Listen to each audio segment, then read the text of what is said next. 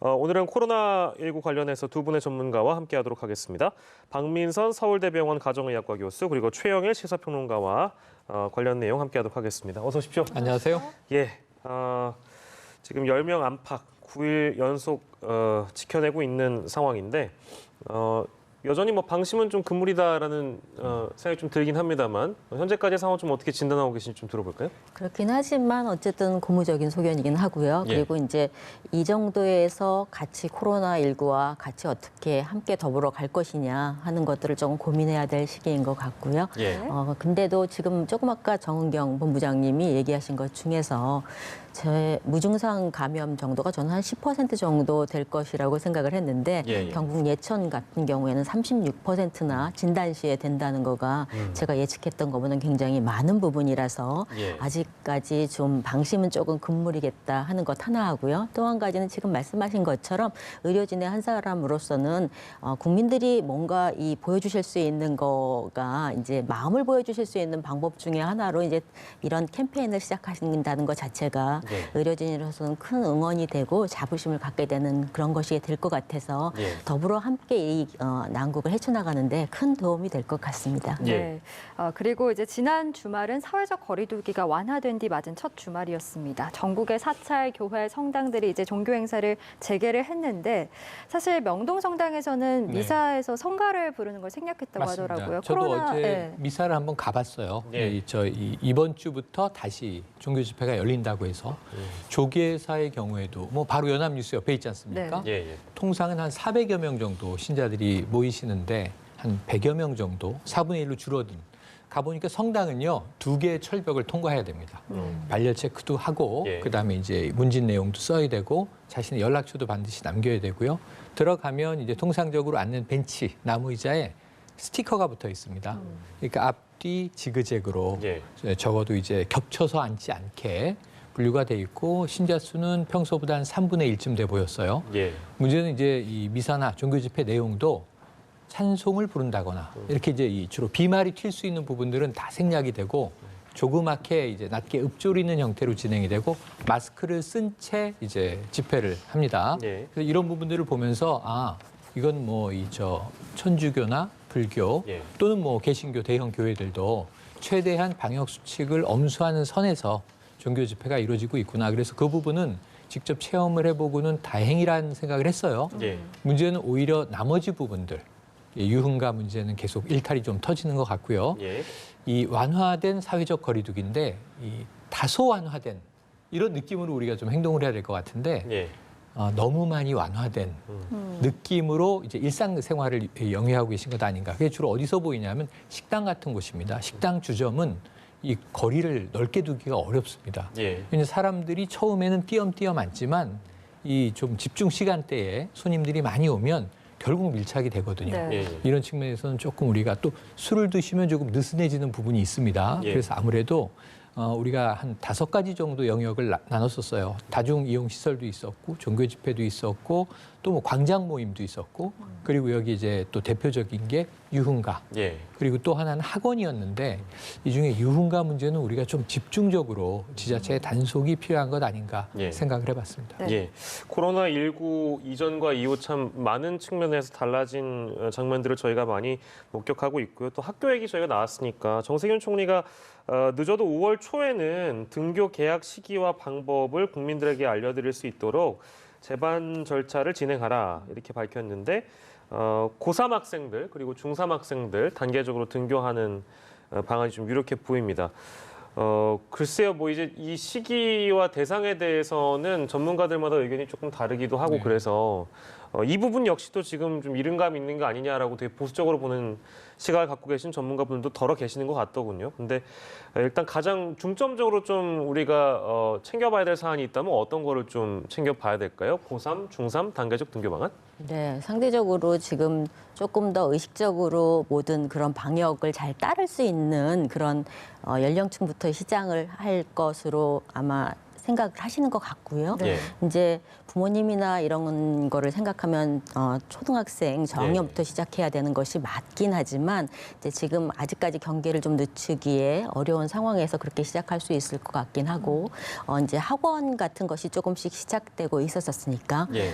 그거와 마찬가지로 어느 정도 거리두기를 학교에서 좀 더 열심히 하고 그리고 기본적인 수칙을 지켜나가면 아무래도 성인과 비슷한 그런 정도의 의식을 가지고 있는 친구들이기 때문에 예. 잘 적용할 수 있지 않을까 하는 기대를 해봅니다. 예. 네. 사실 가장 걱정되는 건 이제 이번 주부터 시작되는 황금 연휴 네, 그렇습니다. 기간인데 이제 당국에서는 5월 5일까지 최대한 모임이나 행사, 뭐 여행 같은 네, 건 네. 자제해달라라고 요청을 했습니다만 어떤 좀 실천이 가장 중요하다라고 보십니까? 지난 주말 뉴스 보신 분들은 연합뉴스를 포함해서 시민들의 반응은 아유 그래도 집 밖으로 나가니까 좀 살만하다. 그동안은 갇혀서 사는 느낌이었는데 어쨌든 그리고 또 한 가지는 이제 정부가 지금까지 강력한 완화된 이런 수식어를 달긴 하지만 예. 강제 집행한 바는 없어요. 우리나라는 봉쇄라든가 폐쇄 조치는 없었습니다. 사실은 이제 영업 중단을 강력히 권고한다. 예. 그리고 방역 수칙을 지키지 않으면 행정명령 내린다. 이런 정도였거든요. 네. 그런데 지금도 권고입니다. 이번 황금 연휴 동안 가급적 좀 이동을 자제하시고 모임 같은 것을 좀 자제해 주십사 하는 것이 권고예요. 그래서 이 제주도 같은 것은 지금 조금 심각합니다. 이 지난 주말 사이 한 2만여 명 다녀갔다는 거잖아요. 예.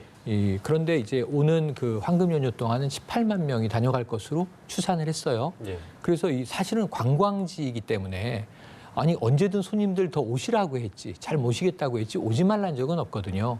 근데 이 제주도가 오지 말라는 건 이례적인 겁니다. 그럼 좀 예. 우리가 심각성을 인식하면 좋겠는데 원희룡 제주지사는 벌써 일주일 전에 황금 연휴 기간 동안 제주도 방문을 자제해달라 네. 이런 말씀을 하셨어요. 예. 그런데 지금 보니까 이 리조트나 호텔, 펜션 등이 이 객실 만실률이 한 70% 꽤 높다고 넘어가고 하더라고요. 예. 그리고 항공료가 다시 오르고 있다. 네. 예. 그러니까 60, 70%의 탑승률을 전제로 했을 때 18만 명인데 더 될 수 있는 거죠. 그래서 이건 제주도는 그렇고 그럼 동해도 심각합니다. 예. 지금 이제 예약률이 꽤 높습니다. 그래서 전국 관광지들이 딱 날씨도 봄이고 가정의 달로 접어들다 보니까 예. 아이들이 있는 가정이나 혹은 노부모님이 계신 가정이 이때 모여서 많이 여행을 가는 게 국내에선 조금 패턴이 됐죠. 예. 그러니까 어버이날, 어린이날 뭉쳐서 지내자. 예. 예. 그래서 이제 한 3대 가족들이 모여서 함께 놀러 가서 고기도 구워 드시고 자연 속에서 즐기다 오면 참 좋다는 걸 누구나 알지만 예. 조심하시고요.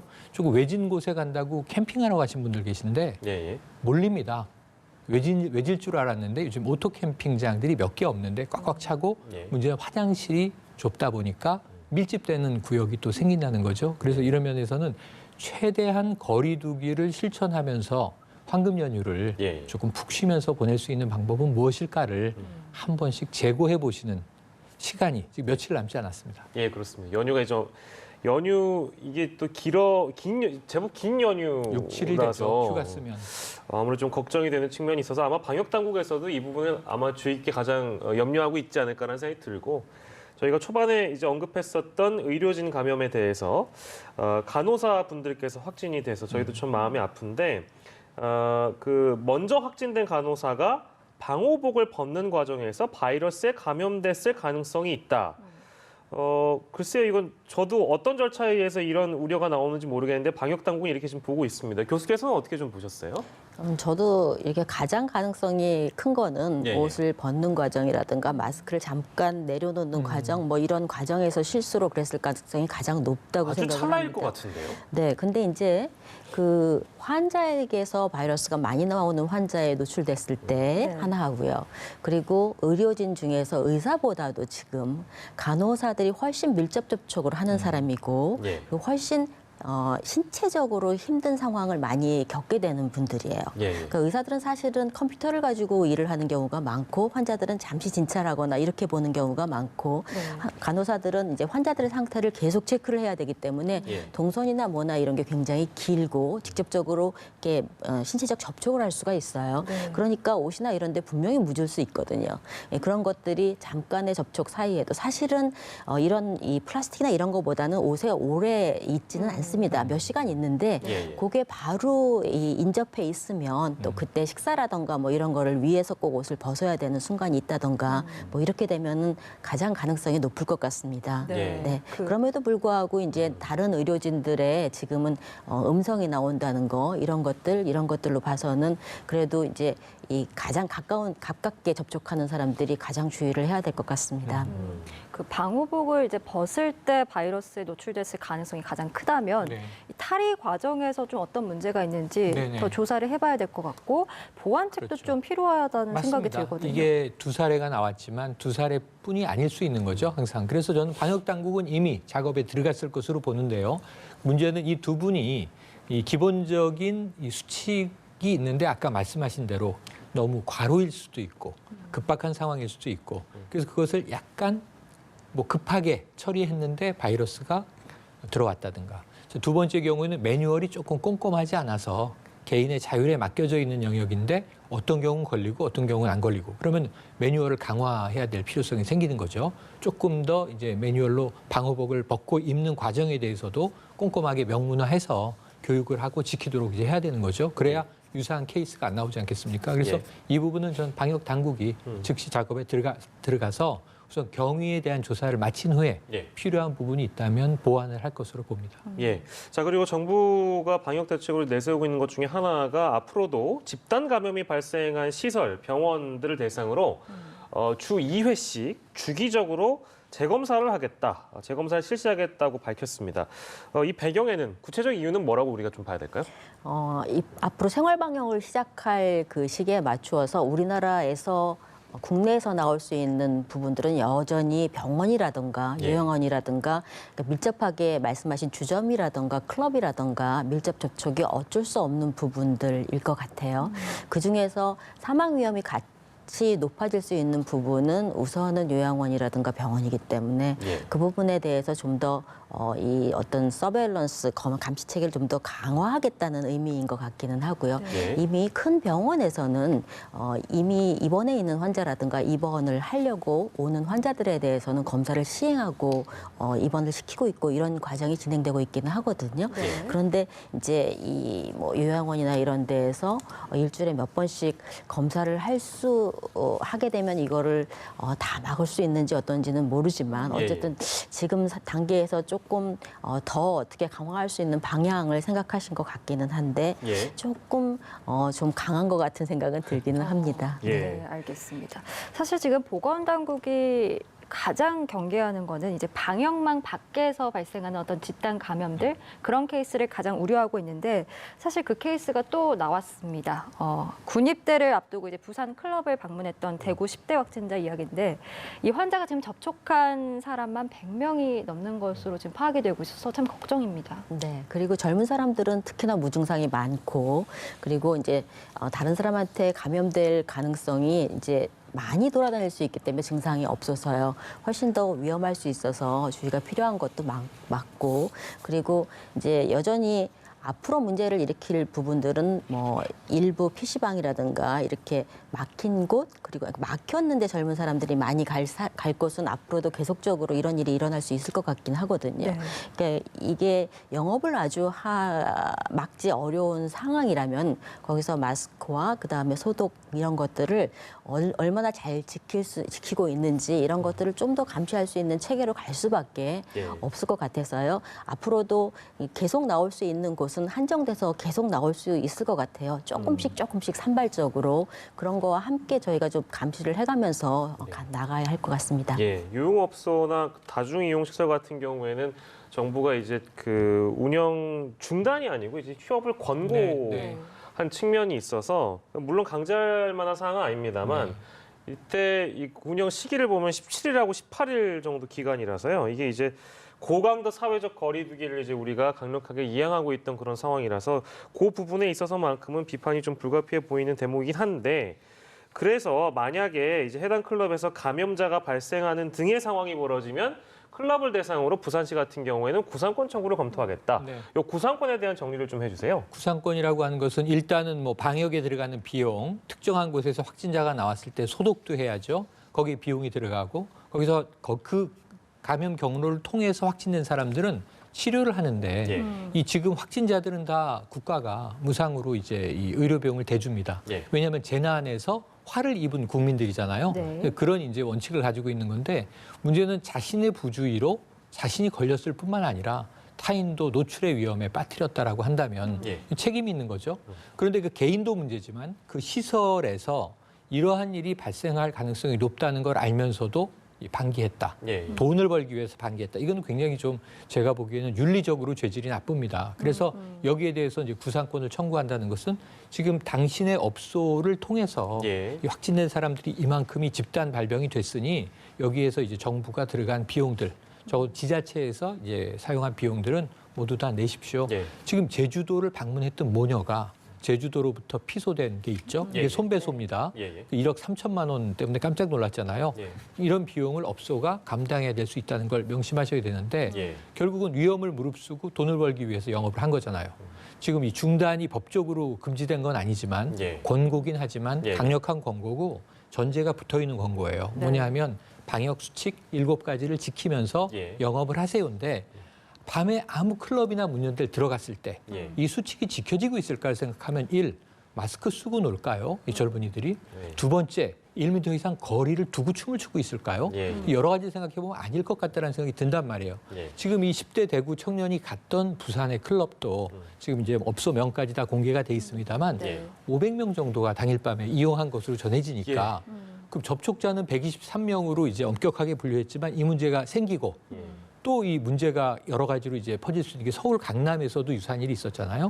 그 이런 문제에 대해서는 클럽 업주가 정말 그럼 내부에 저는 이 서울시나 부산시하고 협의를 해서 예. 인원 통제할 필요가 있어요.